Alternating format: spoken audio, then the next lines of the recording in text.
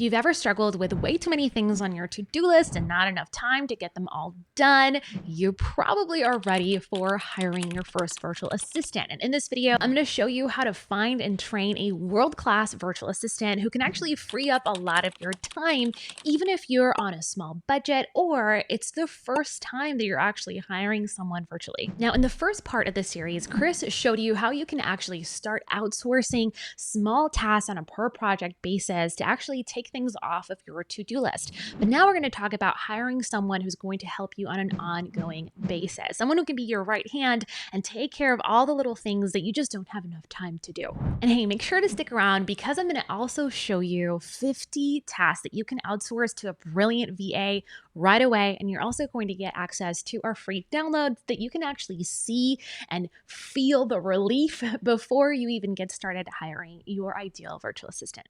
Now, this topic is so popular that I have an entire course inside of the Business Lounge membership dedicated to outsourcing. It's called the Outsourcing Formula, and I want to show you some of the tips and strategies that we share in that course. The very first thing that you want to really think about is how do you actually know if you are ready to hire a virtual assistant? Now, in the last video, we touched on hiring versus outsourcing, right? We have this rule in hiring where we hire slow and we fire fast. We do not play around. I think this is like the quintessential tool a lot of business owners follow. I mean, if you didn't know, if you read a lot of hiring books, this is definitely something a lot of them mention.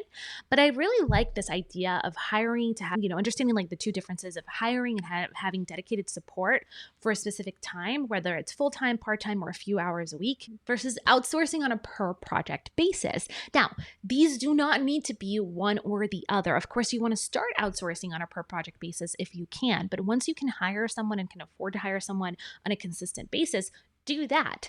There might be still some instances where you are outsourcing on a per project basis and maybe like you're having someone do, all of your headshots. And so you hire a photographer to do that. Maybe you have someone who's custom building something very specific in terms of an app or maybe something on your website and you just hire them for that one project. You can still do both. We still do both. And we have a full-time team. And so you want to think about these as not necessarily binary, at least not after you've become a little bit more established.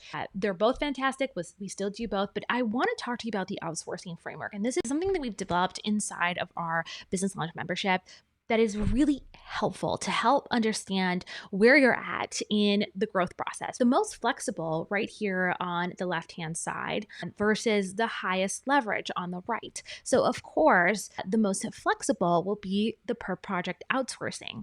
Whereas the hourly continuous-based outsourcing is the next step up, right? And if you think of these as a ladder of how you can actually start building a team, that would be the next step up. Really going from per project to maybe 5 to 10 hours a week where you're continuously outsourcing certain things in your business.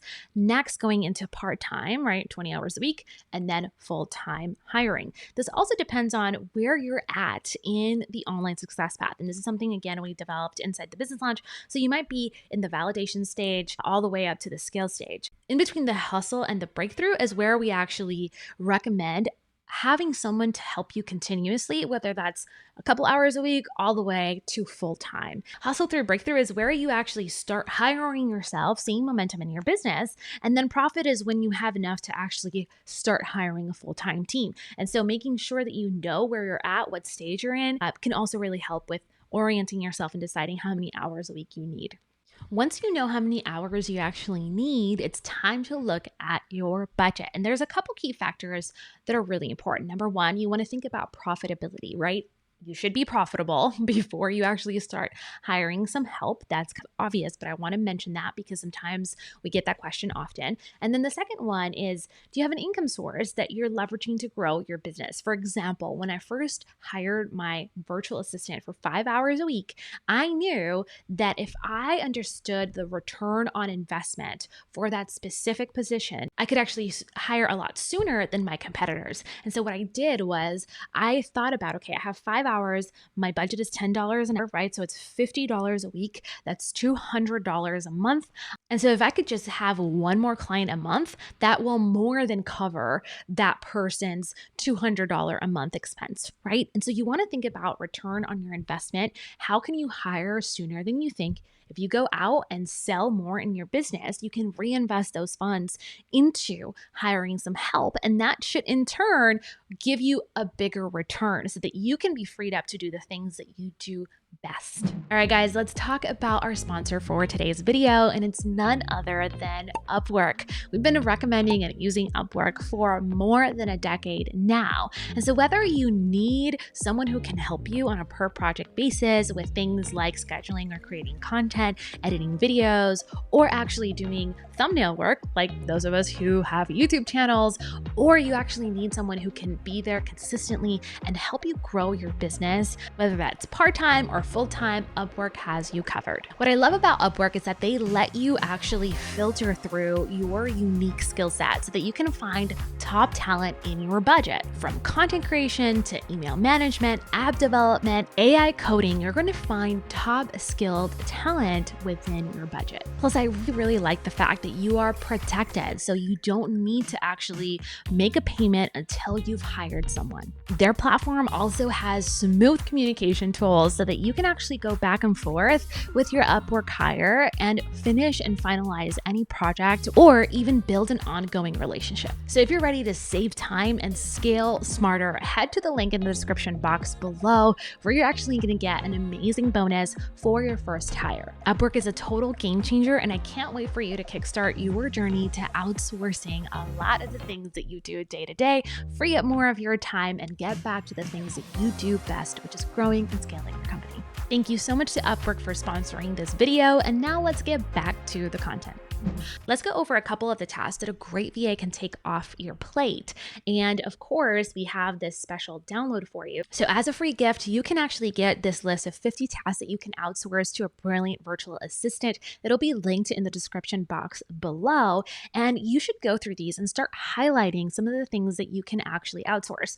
This, by the way, is another sign that you are ready to actually outsource consistently to a virtual assistant, where you can actually fill at least 5 hours of their time in order to have that consistency. I want to go through a couple of these so that you can start visualizing what this could look and feel like for you. So you could have someone who can manage all of your emails, right? You could have someone delete all your spam messages, contact support, send replies to leads or inquiries, send out invitations or greeting cards or thank you cards on your behalf.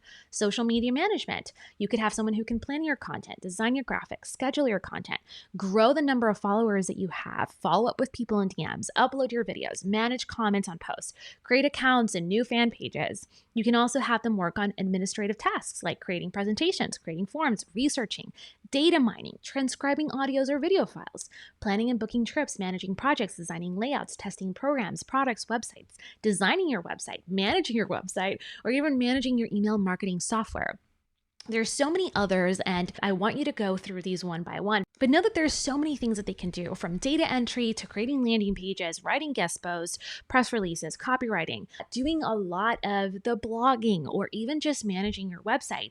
Yes, even though AI is here and you want to leverage AI, by the way, we have our virtual assistants use a lot of AI, there is still something to be said about having someone who can actually schedule the content and post the content and look at analytics. We're still ways out to actually being able to outsource everything to AI. So yes, I absolutely think that, in fact, it has become even less expensive to hire a virtual assistant in this day and age because they're using tools that make their job go faster.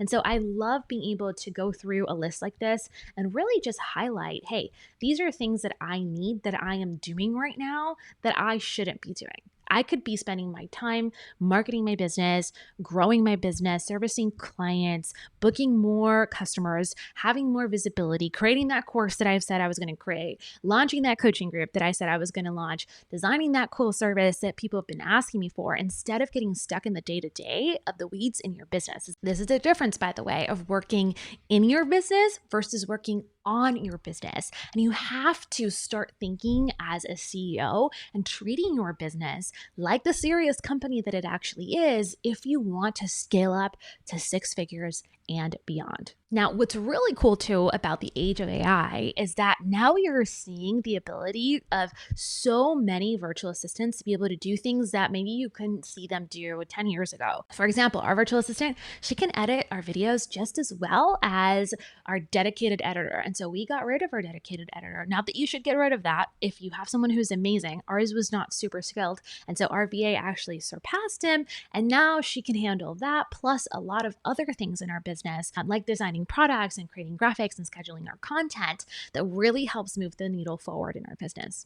Now, before you go off and try to hire someone who's a unicorn and can do all the things, start with something simple. This is my biggest piece of advice when you're trying to find a great world-class virtual assistant is focus on one area at a time. Like for example, start with content creation. This is such a need. Most small businesses and online business owners absolutely need to have someone to help them with content creation and posting and scheduling and doing all the things that you can't do as a talent in your business, or that not that you can't do, that you shouldn't be doing.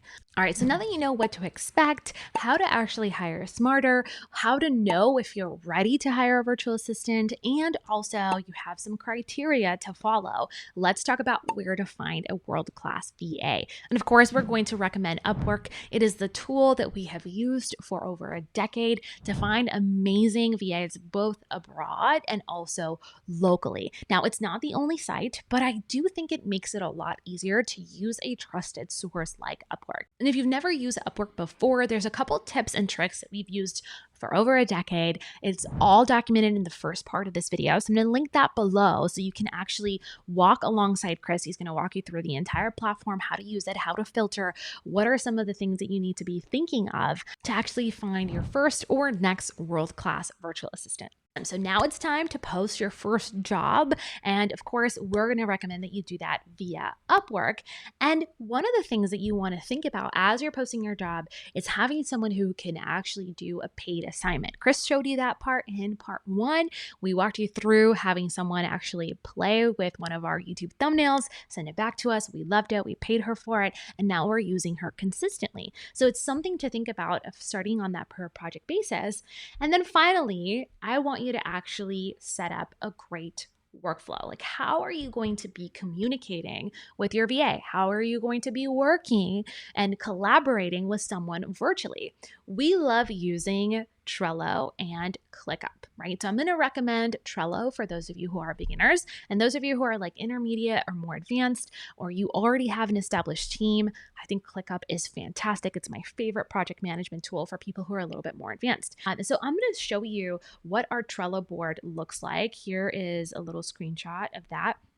So we actually have a dedicated Trello board for all of our team members. And so this one is Danae's to-dos, and you can see I've set up a to-do list, a working on, a done list. And there's notes and things to remember and tasks that are pending. Every single time I assigned her a task, she would create a card for herself, and we would have a communicating system that we still do. So right now we use ClickUp's chat, but you could use Slack or Chanty. You want to have a chat or communication tool as well as an actual project management tool. And so you can choose what those tools can look like, but every single day, or at least the days that VA is working, he or she needs to actually check in. And you got to establish a time where both of you can be online and actually check in. And so for our domestic team, that is as soon as they start their shift. For our abroad team, it's also as soon as they start their shift, but it's about 12 hours later, right? So it's our evening, it's their morning. And so they will chat and let us know what they're working on. At the end of their day, they send in a daily report and let us know these are all the things that I accomplished. It's also really important that you're communicating on a project management tool like Trello or ClickUp, Asana or Notion, whatever tool that you love, but knowing what they're working on and where the status of each task is so important so that you're not having to micromanage them, but also that they're staying accountable and that you're seeing that the things that they're getting done are actually getting done in a timely manner so that you see where your dollars are going. That is really important. And finally, I want you to create an actual system to train your virtual assistant. For us, we love using video. Every single week, we have a team meeting. We record that team meeting locally for our local team, and then we send it to our overseas team so they know what the heck is going on that week.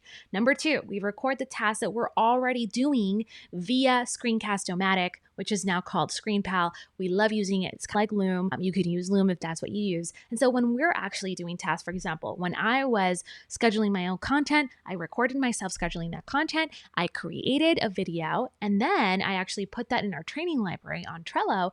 And now people can actually start looking at all of the training videos that we have so they know exactly how to complete a task. That saves me time, it saves them time, and we're actually providing training. If you happen to be on the same time zone, chatting on Zoom is fantastic.